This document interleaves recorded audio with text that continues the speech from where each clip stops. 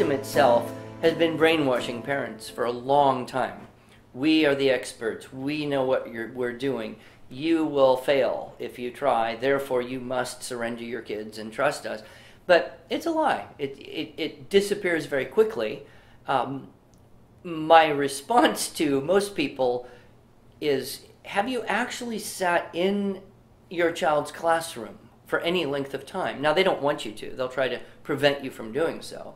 But if you were to actually sit in there for an entire day and see what actually happens, you'd be stunned. You'd say, this is tremendously inefficient, tremendously wasted. My kid is, all these kids are bored to death. This is not what I thought it was. To be honest, those of us that have professional degrees in education wish the research said that we had some kind of special advantage. It's just the opposite. The research shows that parents who homeschool that don't even have a high school diploma, their students, their children, do just as well on standardized tests and the Myers-Briggs socialized test and the way their children do in college after they graduate than those of us with lots of paper on the wall that says that we know something about education. It just, the number one factor in determining is my child going to do well in homeschooling is the parent's motivation. Am I motivated to do a good job? Then statistics show us then you will. That is always a concern that people who are not familiar with the culture have. And I would say they're operating under the false premise that, one, teachers actually know more than they do. One thing we know about teachers with teacher's credentials is they've taken a lot of psychology and philosophy of education classes. But in terms of actually knowing science or math or history or literature, they're not necessarily any more educated than anyone else. And sometimes they will admit to having less experience in those areas. Dr. Brian Ray, who has done so much research statistically on the success rate and on test scores, comparing homeschoolers to public and private school, there is almost no variance but when you compare the educational background of the parents. That is not a determining factor in the test scores of the children. So what does that tell us? That the college degree, the PhD, and the person who has a GED, neither is more successful. It's the one-on-one tutorial that makes homeschooling successful. And if you're committed to that as a parent, the material is available to help you be successful to teach the lesson. A lot of times the training is the problem. And it's the way that they're trained. It's a secular humanistic approach to education. When you go back to and look at even the most elite educational systems, you're finding a very low teacher-to-student ratio. One teacher to one student is optimum, or sometimes just 3 to 4 students. And that's exactly the educational model that we find in homeschooling. A very low teacher-to-student ratio. Nobody is going to know the students like the parent. Nobody is going to be able to understand the learning modalities of the student like the parent. You put kids in a classroom of 30 students, and the teacher barely is struggling to learn their names, much less the temperament, the learning modality of each individual student. And that's exactly the educational model you get with homeschooling. Even a good Christian school still has to deal with the inefficiency of 25, 30 kids on one teacher. A lot of the Christian educational establishments, great Christian people involved, great Christian teachers, but they're requiring all of their teachers to go to state institutions and get a secularly trained teacher degree, and they tend to come into our schools and teach like secular humanists. So we need to do a lot of retraining of a lot of our Christian teachers if we're going to see that change in our Christian schools. Public school teachers are generally either saints or idiots, because if you weren't a saint, you'd go find an easier way to make a living. It's hard. I've been in public schools. I've helped teachers. I've sat through even private schools. It's exhausting, difficult, hard work, and it's especially difficult because the system itself is set up to have a fairly predictable result, but it's not nurturing souls. It's not nurturing individuals. If you look at a typical public school day, only about 4 hours of it is rigorous academics. The rest of it is just garbage. It's peers on peers and talking about inappropriate subjects, getting involved in inappropriate activities. We can cut out all that fat. I've spent whole days just observing in schools, public, private, Catholic, everything. And the truth really is a huge percentage of the time is all about social management, dealing with kids and movement of kids and papers and materials and movement. It's logistics and social management 80% of the time or more some of the time.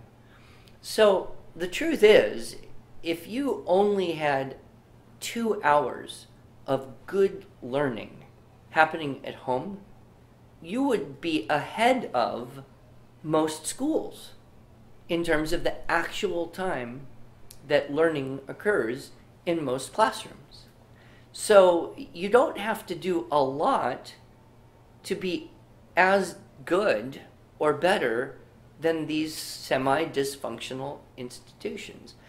Well, I think if you want to find someone smarter to teach your kids, like a certain subject, if you want to have somebody teach your kid how to do advanced calculus, yeah, they're a dime a dozen. Yeah, that's easy to do. If that's your goal, you could do that. But if you want to just prepare your children for life, I think theologically, God set it up so parents would train their children so that they would grow up and train their children. They would grow up and train their children. That's the way it was. That's the only way it was for a couple thousand years. And all of a sudden we used to believe that. But then some experts came around and they said, maybe we could do a better job. I think what we need to ask ourselves is what makes a better teacher? Is it the one that knows all different ways and how to teach a child and knows all the special psychology, or the one that actually knows the child? So which makes a better teacher? I think that's a fair question to ask. First answer to that is always, no one is more of an expert on your child than you are. And no one has more of a vested interest in their success than you do. So I would say, can you read? Because if you can read, then you can teach your child. The best thing that you can do is learn with your child. I think in a loving environment where mom loves the children, where mom wants the best for the children, where mom can teach a fundamentally biblical worldview of all aspects of education to the child, is that a better educational system than locking my kid into a room with 20 or 25 of his peers where they're half running wild, where the teacher is there to make a paycheck, but they know all the psychology of what's going on, perhaps better than many mothers do. I believe the clearer, the better educational model is the one where mom is in a loving environment with her family at home. It goes back to looking at the history of public education as we know it, and to the degree that private schools have imitated the public schools. They were not designed originally to nurture individuals. They were not designed to promote individualized learning, individualized talents. They were not designed to produce independent people. They were structured like factories to produce people who would work well in factories. They were a tool, really, to create a population for an industrial time. Schools, when we talk about special needs and special education, they have that IEP, which is the Individualized Education Plan. And to me, that's homeschooling, because every single child gets an individualized education plan. I think in like K through second grade, kids tend to be about the same level on all courses. But once you hit third or fourth grade, it is the rare child who is at exactly the same grade level in every subject. Mainly because we tend to be like math science people or language arts people, and so we're going to be higher in certain subjects than others. And if you determine success by being at the same level in every subject, then no one would feel successful. So to be able, what we can do in homeschooling is cater to our child's strengths. Not that we don't work on the weaknesses and bring them up, but we're allowing them to excel in in their strength, because that is almost always going to define their chosen field. The things that we need to be who God designed us to be are there. And when we're able to track that and encourage that and see that and feed it, then we're helping that child to be the greatest success that they are. You can have a child that's in 3rd grade math and 6th grade reading, if they're in accelerated reading, without any problems whatsoever. Once upon a time, we had primarily a one-room schoolhouse type of environment for most people. We had an agrarian economy. People were separated by space. Transportation was more difficult and time-consuming. And so you had a lot of local schools where you would have multiple grade levels in one environment. And this was, in almost every way, a healthier environment, both for the teachers and for the students. And at that time, and you can think back, mid to late 1800s, grade level had a meaning.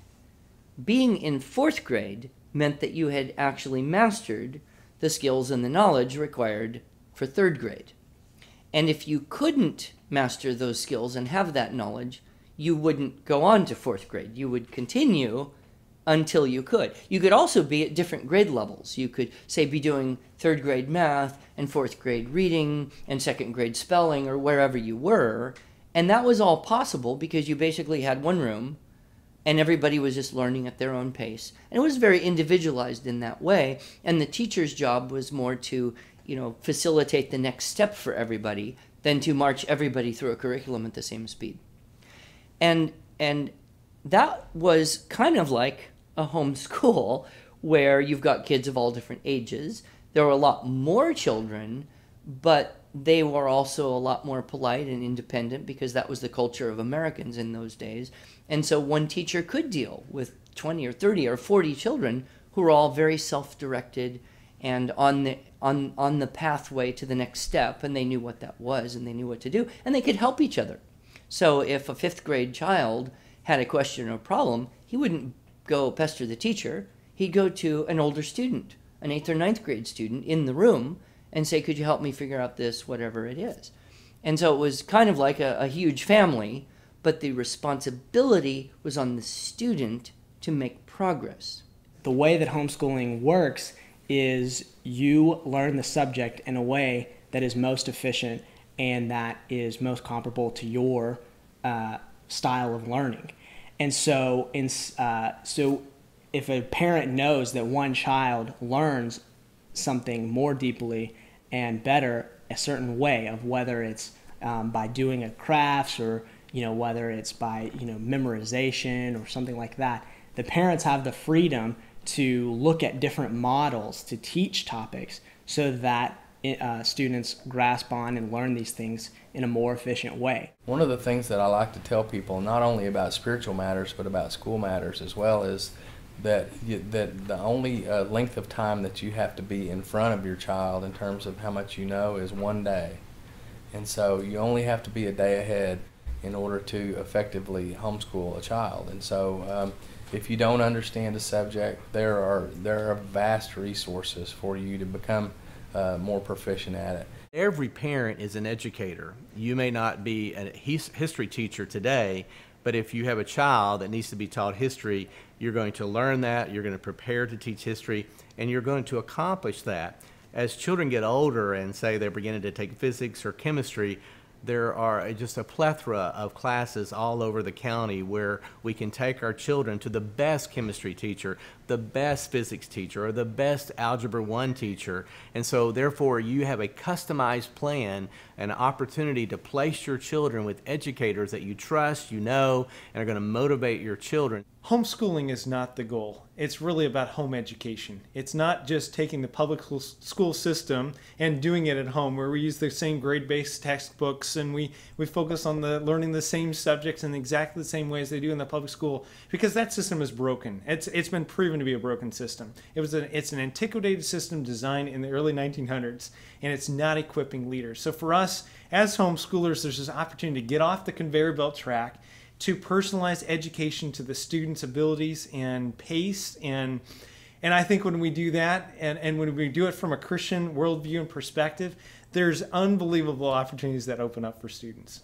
Many of us understand that model in the college ranks where you choose classes based upon the direction you want your career to go or your major to go.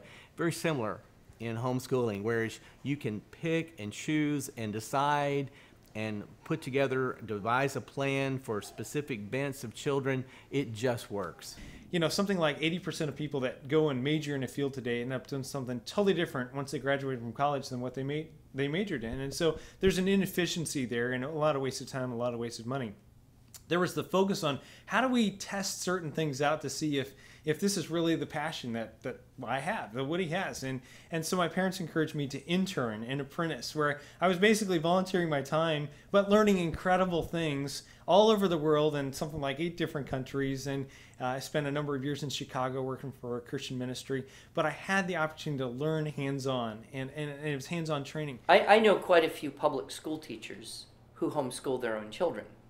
The reason they're public school teachers is because that's what they were trained to do, and they have a job, and they have tenure, and they have, benefits, and that's how they support their family.